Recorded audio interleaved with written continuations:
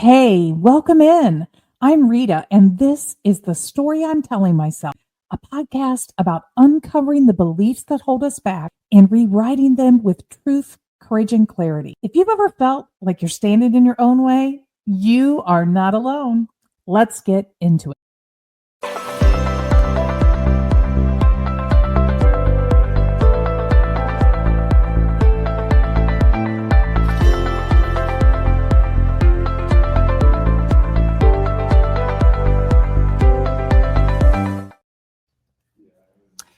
Hello, everyone. Thank you for your patience. Sometimes technology is just going to give us a little extra something to start our day. We are so happy that you're here at The Story I'm Telling Myself. Sabrina, welcome. I am glad you're here. I always love for my guests to introduce themselves, so I'm going to let you do that. But I have to ask, is it sabrinavictoria.com? Because I had your website and then I lost it. SabrinaVictoria.com. I try to make things Okay, easy I'm going to put for that everybody. I'll put that in the chat while you introduce yourself. Go for it. I love it. Sabrina Victoria. I run a community called Her Nation Global. There's two sides to the business. So the front facing is a media side, Her Media Agency, where we help women get seen and heard, really leaning into omnipresence. The back end of the business is a community. I run a community called H Club. It's for women business owners. We run masterminds, networking, business and sales growth workshops, and everything that I do runs around community. It's the most important thing to me. I lost my community when I was 21 years old. I ended up pregnant, not being married, in a very religious household. And everyone that I had ever known ever left me within 72 hours of announcing my pregnancy. And really just recognizing through the turmoil that I went through that community is everything. And you have built an incredible community and you pour into that community all the time. SabrinaVictoria.com, folks, you should get connected up with her. This is an interactive show. We love having you with us in the comments. So if you are catching this live with Sabrina and I, please introduce yourself, ask your questions along the way, share your comments. We'd love to know that you are there. And I've been so excited for this week. And you're kicking off, you're my first guest for the week, Sabrina, because this is a powerhouse week. Go big or go bigger. And people have been commenting. This positioning is huge. It is just such a big mind shift. And so, we're talking in this podcast about the stories that we tell ourselves. And most of the time for most of us, when we are thinking about doing something and we're thinking, is that too big? the story that we tell ourselves is maybe we should dial that back a little bit. Yeah. Like, maybe it should be a little smaller. We're really ready to go this big, but that is not you. Yep. So I really want to understand a little bit about how you have walked yourself through this journey, because I'm sure there was some time in your life when you were also like, maybe not that big, to get into the place now where you go, well, what would even bigger be like, right? So help us understand the story and how you walked that transition. And we're going to steal all the golden nuggets from you that we can to help ourselves do the same. Yeah. I mean, quite honestly, a lot of it is just at this point in my life, I'm 42 years old. More of my life was spent in victim, in a weak mindset, than a powerful mindset. I mean, at this point, that's just the truth of it. And I think let's just pause there and say, if you relate to that, look, Sabrina just told you it's okay. You get to forgive yourself and rise above that. And absolutely rise above it. And I think a lot of my audacity, I always say you have to have a lot of audacity as a business owner, is I just realized how much time was, I don't want to say wasted, right? Because so much of my story is the catalyst for who I am now, but also low-key wasted, right? And just really recognizing how much time I have left. I was one of those people where follows Sarah Blakely's husband. He talks a lot. His mind is escaping me here, but he talks a lot about doing the math on your age. and how many weekends you have left, how many days you have left. And when you really hone in on like how many you have, it'll wake you up. It'll wake you up and really ignite. I guess I don't really need to be ignited. Really pour some fuel on that flame to get you moving. And the bigger, I always say, the bigger the goal, the bigger the vision, for me, the harder I work. Yeah, I was just listening to one of my favorite podcasts is We Can Do Hard Things with Glennon and Abby and Amanda. And Michelle Obama and her brother were on the show this week. And her version of that is how many summers, you Yeah. know, she just lost her mom. And she's like, you get to this age where you realize I might have 20, 21 more summers left. Yep. And her brother's like, that is a disruptive thought. Absolutely. So you were in a victim story. Yeah. You said you found, and so tell us a little bit about how did you discover your victim story? Oh, How did you get that awareness about I that? know the exact day and time. I'll never forget it. I always say Google saved my life. I was in an abusive relationship as a single mom. And one day I was on the floor having a total mental breakdown, like the kind where you're crying and screaming at the same time, like death is coming out of you. And I was in the fetal position on the cold floor in the bathroom, curled up, bawling my eyes out. My eyes were just filled with tears. And I pulled out my phone out of the back pocket of my jeans and I did one Google search that changed everything for me. I searched up, why is my boyfriend bullying me? I had been with this man for 8 years. He was so mean to me every single day, all day long. And through my tear-filled eyes, could barely see the screen. I'm like squinting because it's like dark in the bathroom and I've already been in there for 20 minutes, just, oh, so sorry for myself. And Google informed me that I was with a partner who had high narcissistic traits, that I was a codependent, high empathy. I had no financial fortitude. I realized two things that day. I realized, one, my partner was totally messed up in the head. Number two, I was totally messed up in the head. And at that point, I recognized I have to stop blaming him for all the shit that's going on. And I have to Okay, wait. That is some powerful wisdom right there. Absolutely. We're not going to rush through that.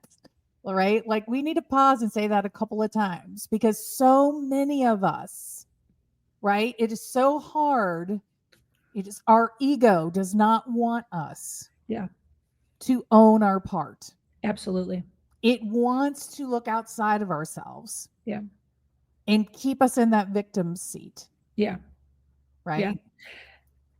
And one of the things that I am very grateful for is somehow in my learning of my partner's traits, toxic traits, somehow I stumbled upon so many stories, which is why I love going on a podcast so much, telling me that like we have to get out and we have to find our own power, versus some women who I hear find out that their partner has narcissistic traits and they just stay in the same cycle of like then trying to fix them. Right? They never get to the personal development part where they realize, oh, I can only fix myself. Right. So I am so grateful. I don't know how that happened to me, where I just happened to fall on top of just brilliant information from other people. But I somehow didn't spend a lot of time in like trying to fix him. I somehow immediately was just like, I have to move on. I have to find my own power. I have to create some brilliance in my life and change this up myself. Right. So here we go. If you want to steal from Sabrina Victoria's Go Big or Go Bigger playbook, here she just gave us step number 1. You got to own your own shift. Absolutely. Right? You got to own your stuff. You got to know what you're accountable for. You got to find where your accountability lies and you got to step into your accountability. So you Absolutely. just didn't jump from victim to go bigger, right? It's been a journey. And this first step in the journey, you said, was you had to recognize I got to stop looking for everybody else to change and I got to start working on me. It's Absolutely. the man in the mirror song, right? Yeah. Yes. Yes, So definitely. you start that journey. You start doing the work on yourself. And how does the stories that you tell yourself start to evolve as you start doing that work? Hmm. I mean, personally, I feel like my story is a little more intense because while I'm trying to shift, I also am simultaneously with a man that's telling me that I'm dumb and stupid. So like all the things that I'm trying to like get over and like heal on, he's still reinforcing the negative, right? That you're dumb, you're Right. stupid, you're a single mom, you're ghetto, you're trash, everyone disowned you, no wonder you're unlovable. So while I'm working on myself, trying to get better, right? You're supposed to be like in a better atmosphere. You're supposed to like cleanse yourself of all of your friends. You're supposed to start eating healthier. You're supposed to like, right? All these books and I am with this man who like owns me basically. Um, so it was very difficult. I almost had to, and I don't necessarily recommend this for people, but for people that are in the same situation where you're living with somebody who's abusive, who controls all of your finances and you have no way of getting out, I had to become two people. I mean, I had to become a person who plays, who almost acts as a victim, codependency. And then on the other hand, I had to step into this powerful, like, identity. And I had to open up my own secret bank account. I had to start 4 online secret businesses. I had to like work really, really hard. I had to start owning my shit. There's so much stuff, right? So my personal story, I had to like compartmentalize heavy. And it was so hard to do. And the amount of times that I reverted back and like fell almost and almost gave up is hundreds, hundreds. This is fascinating. And by the way, like the strength that it takes to live that duality. Dude, It says a lot about who you are, Sabrina, and why you are the fireball that you are today. But let's just step into that part of you that was building those 4 online businesses, building the bank account. What stories were her internal narrator telling her? What were you working toward? back and forth. So, number one, can't wait to get out of here. I'm going to start my own life. Everything's going to be great. Everything's going to be fabulous. Like, no fear. And then also, it's simultaneously at the same exact time, all the fear. This is going to fail. This is the stupidest idea ever. What am I even thinking? I've never even been on my own. I have a baby to support. Like, there's no way I'm going to be able to do this on my own. And these are the two things that we all deal with. Like all Yes. of us have this, the angel and the devil type thing. And I had to choose the light more than I chose the dark. And I think that's how I ended up getting out. But it's always a constant choice. And again, same, fell back all the time of this is stupid. I stopped saving. I'd stop working as hard. I'd change my mind. I'd be like, oh, this is going to end in disaster. So I'd fall, I'd roll backwards and self-sabotage often. I'm Mm. certain of it. And again, though, and this is one of the things I think that's easiest to talk about with, the comparison is dieting. When you're trying to lose weight, you want to make sure you're eating healthy, then you just have a bad day. And then you can't just be like, oh, screw it, and just like start eating donuts every day. You have to be like, I had a bad day.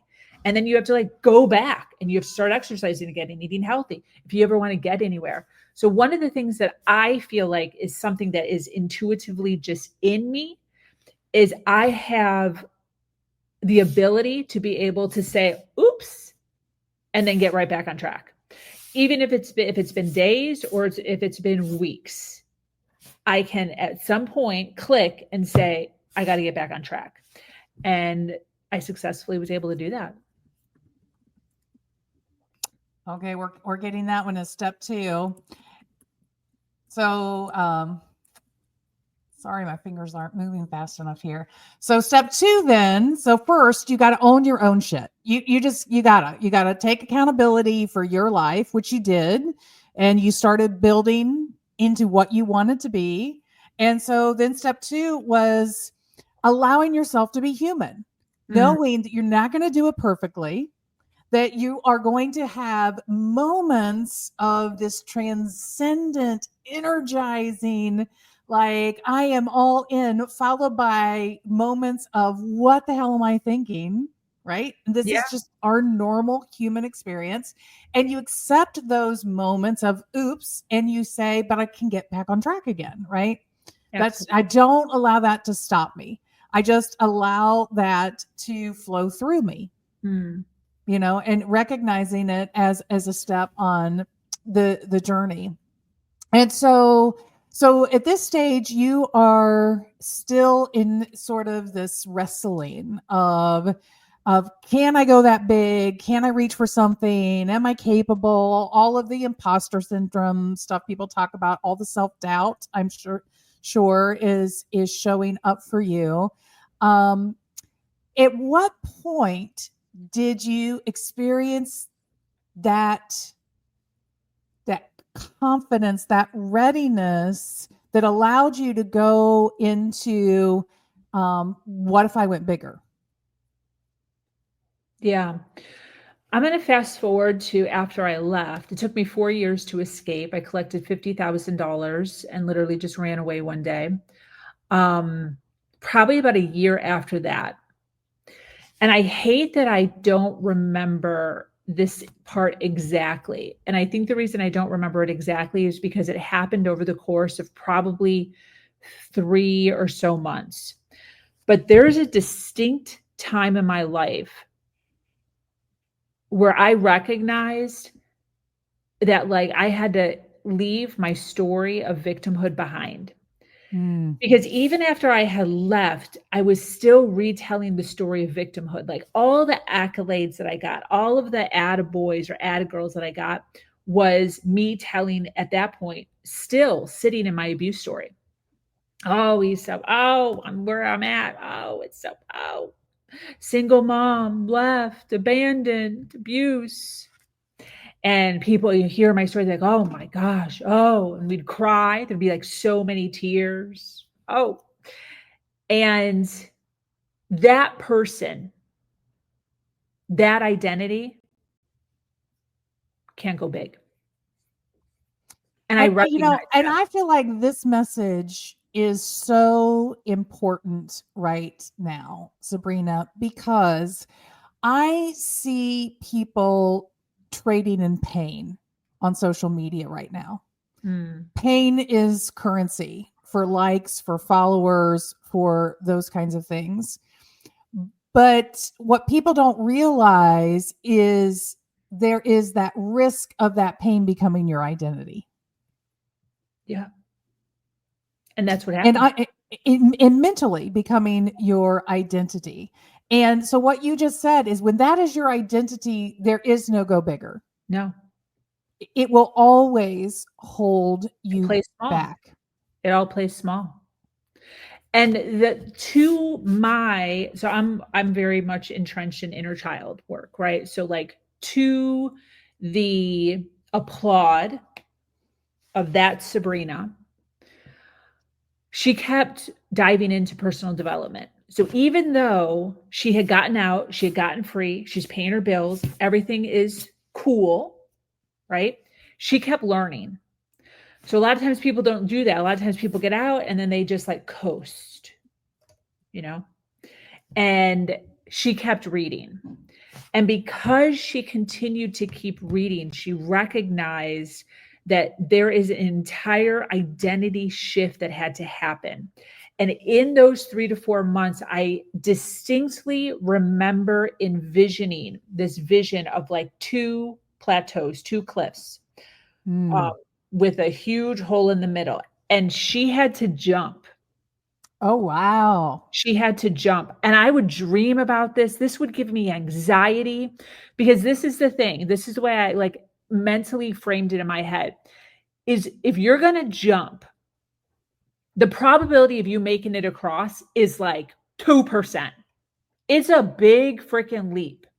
Now, let's say you make it, right? I'm betting on myself. I'm going to make that jump. The probability of me being able to do it 2 times in a row and jump back is like 0%.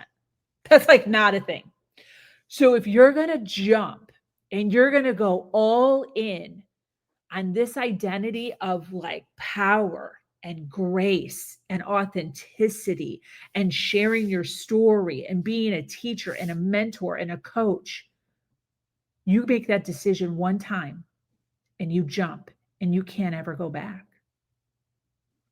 So there we go. We're at tip number 3, which is about releasing your victim story. And I think this visual, Sabrina, is something that anybody can bring into their life. Yeah. Really visualizing there's your victim story on one side of the chasm, and there is your empowered story on the other side of the chasm, and the choice to make the leap. Yeah. I mean, anybody can put that visual. I can clearly see that visual in my head, right? Yeah. Can clearly see that visual. So if you want to play bigger, if you want the opposite of big to be bigger and not small, right? You've got to be willing to make that leap and shed the things that are holding on to the stories that keep making you small. Absolutely. Absolutely. And that's with practice. So I don't want to say that just like I'm at the edge of the cliff, at the edge of the cliff, at the edge of the cliff, and then just freaking jumped. No, while I'm on this side of victimhood, I'm like practicing. I'm like doing jumping jacks. I'm doing some push-ups. I'm doing some squats. Like I'm practicing my power story. I'm practicing my power stance. I'm practicing who that person is, how that person dresses, how that person speaks. I'm practicing while still allowing myself to stay a victim. I mean, it's a real thing. I had to practice for a long ass time. And then one day, again, I don't remember when, but one day I freaking jumped. I went all in on her and I'm like, I got this. And I jumped and I never, ever, ever went back to that story. I love that. I love that. The visual of that is so strong. And I also love the way you describe the training that you do for that, right? Yeah. Around really practicing being that person. Yeah. That empowered person. And that you want to be. And allowing her, right? That's Sabrina to see that like people will accept the new you. I almost was like trying her out, like trying it on, you know, like how will people react if I have goals and dreams that are big? What will people say if I want to do something extraordinary? And majority of individuals, not everybody, but the majority of individuals were like, good for you. Love that for you. Whether or not they were thinking I was crazy, I don't know.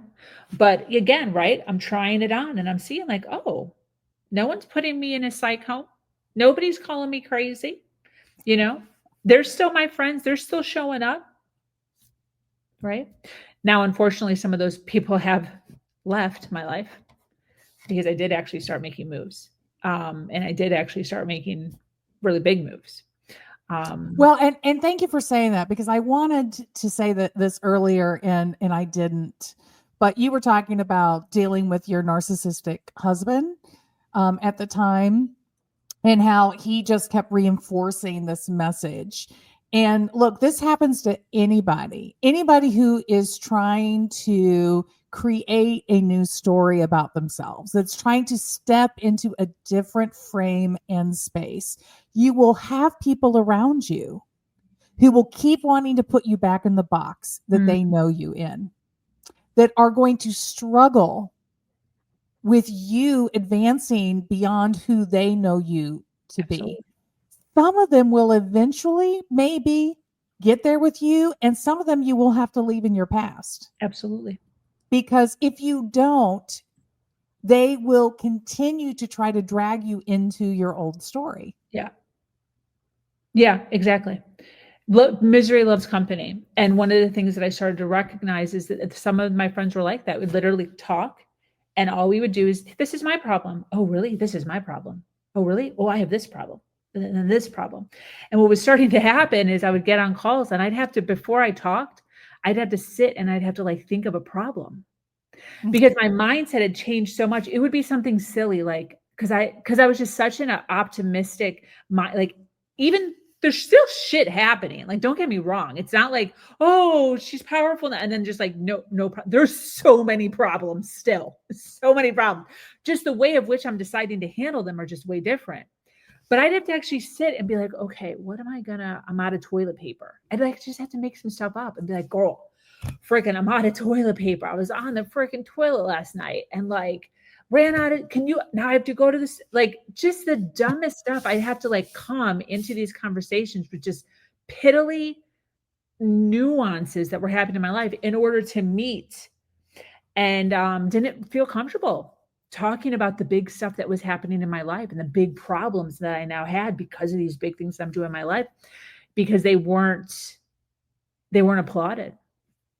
Well, and here's the interesting thing. I don't know if you've experienced this, Sabrina. I certainly have.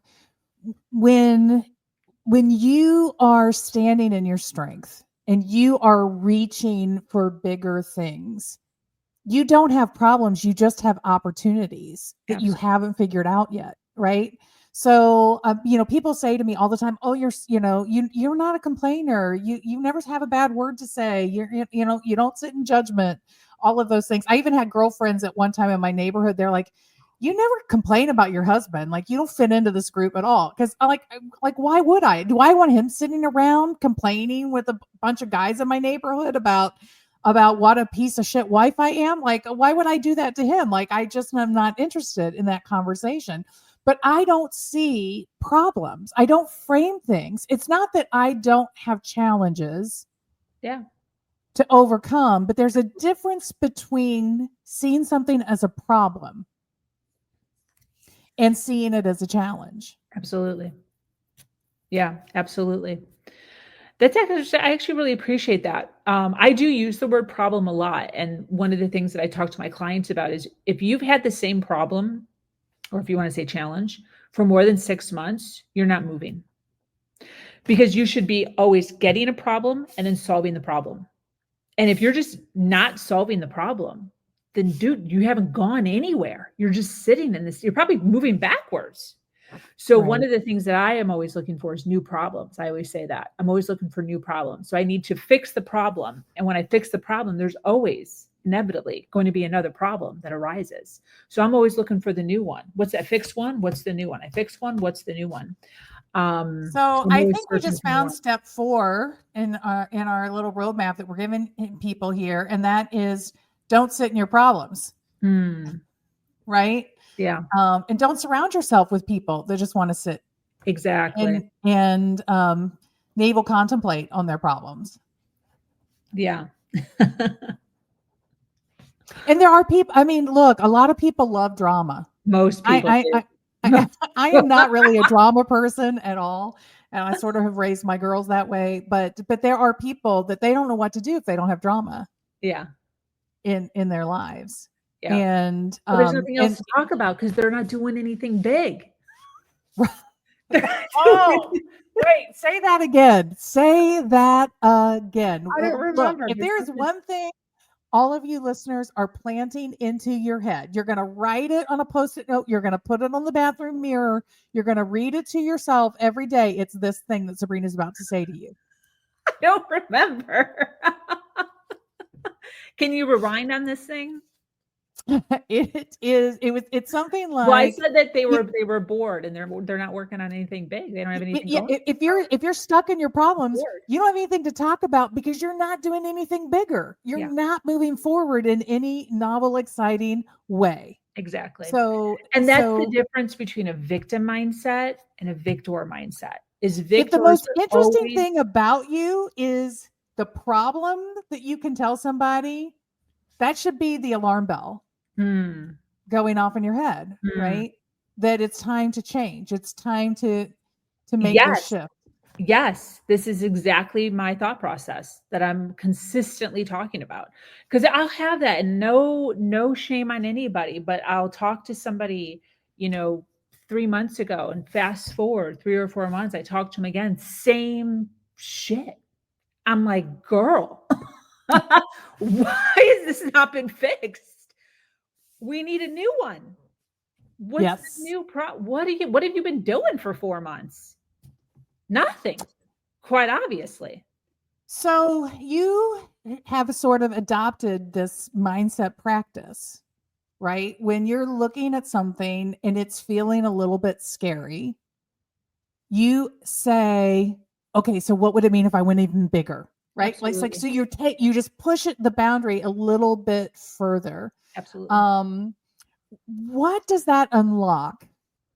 Fear, dude. And that's where a lot of people, and to be completely transparent here, I'm actually having a really hard time with this.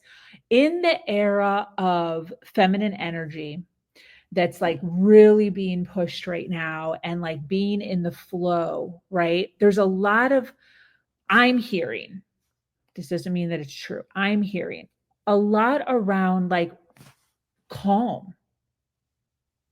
And I'm almost starting to feel like, is there something wrong with me? Because I'm in constant fear and anxiety.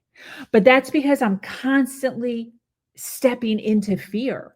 Like if it's calm, I'm like, dude, this is boring. Right. So maybe that's something that I need to be working on. But I'm constantly like, once I got it and I'm good and things are rolling, I'm looking for the next thing. What's the next scary thing that I can get into, that I can create, that I can envision for my brand, for my company, for my clients, for my ladies, that will improve me and them. Well, And from a psychological point of very view, scary. I think that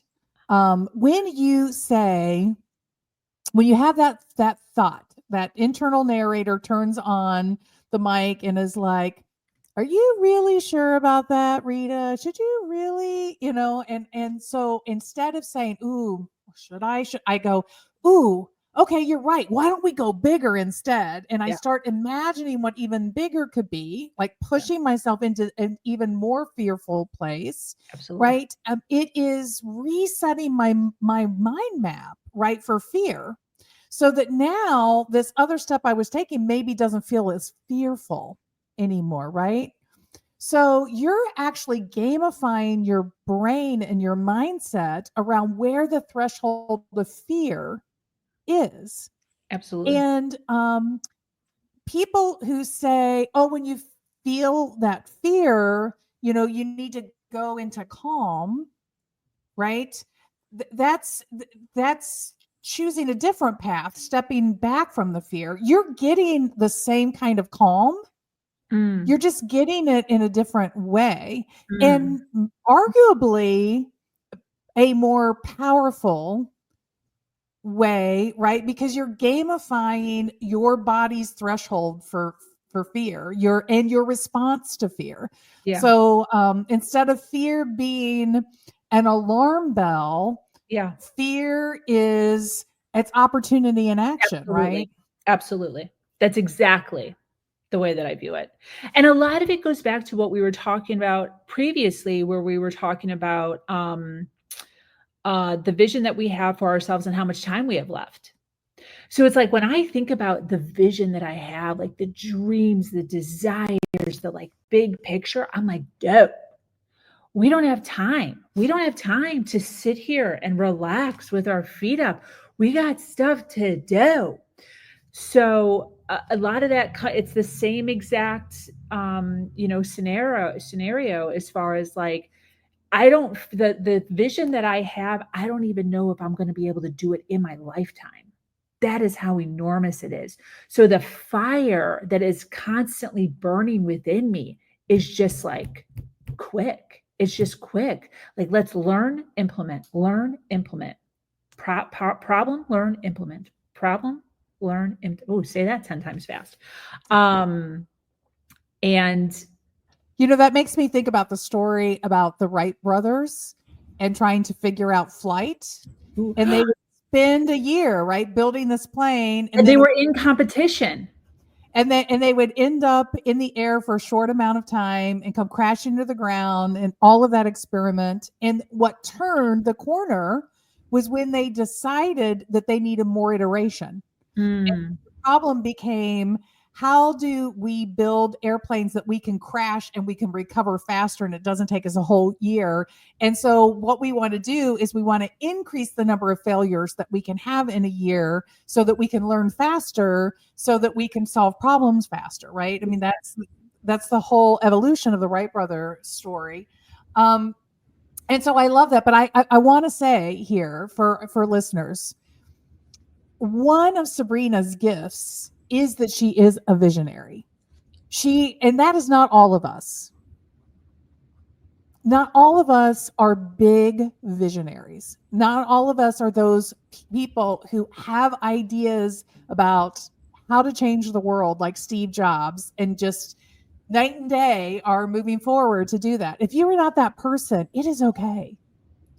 You do not need to have that kind of big vision impact to put Sabrina's methods to work for you, to put the go big or go bigger tool set into your toolkit, because it will change everything for you if you change your relationship, if you change your map of fear and just how much fear you're willing and allowing yourself to see, to step toward, to experience before you decide where you're going to set the line. Most of us just go to the very edge of fear and then we pick something, right? Yeah. But when you push your fear further, then you actually might end up even deeper, taking more risk. And that's where healthy risk comes from.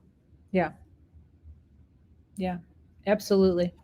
Well, I would love to continue to talk with you for an hour, but we do keep the episodes pretty brief. So I'm going to give you final words. Those were my final words. Final words or thoughts you want to share with everyone, Sabrina, before we close the episode. I love that. The mantra that I've been carrying with me since probably my late 20s. I did an exercise around that time where I wrote down all of the things that I've ever done in my life that were magnificent. And I've continued up to today in adding to that list, good and bad. So things that I've overcome that were really hard, and things that I've done that were just amazing. And over the course of time, seeing the list written out and seeing how long that list is, just the amount of stuff that my life has encountered, right? My inner children have endured. I've come to realize one thing, and this is the mantra that I've been saying for years.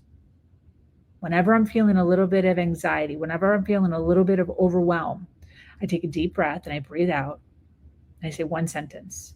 I say, everything is going to be okay. And through the acknowledgement and the simplicity of that, and reminding myself of my list. When I say that, I remember my list. And I'm like, dude, with all that I have been through, this too, I can get through. So I implore everyone to do that. I love that. That mantra, everything is going to be okay, and really choosing to believe that for ourselves. Okay, SabrinaVictoria.com is how you're going to connect with Sabrina. Friday, come back. Olivia Fitchett, who worked for Michelle Obama as an intern in the White House, is coming to talk about overcoming some serious self-doubt and imposter syndrome. You're not going to want to miss that episode. It is Friday at 12:30, and tomorrow at 5, Sandra Adeyeo Bellows, episode number 3, drops on all podcast platforms. And she dropped some real wisdom about really making decisions about what is right for you and making sure that your worth is being valued. So look, gift that episode to somebody that you care about that maybe is struggling in their career or thinking about a career change. they will thank you later. So that's what's going on this week on The Story I'm Telling Myself. Thanks for being with us today. Thank you so much, Sabrina. This was amazing. I appreciate you. And I look forward to seeing everybody back here on Friday. Have a great day. Bye.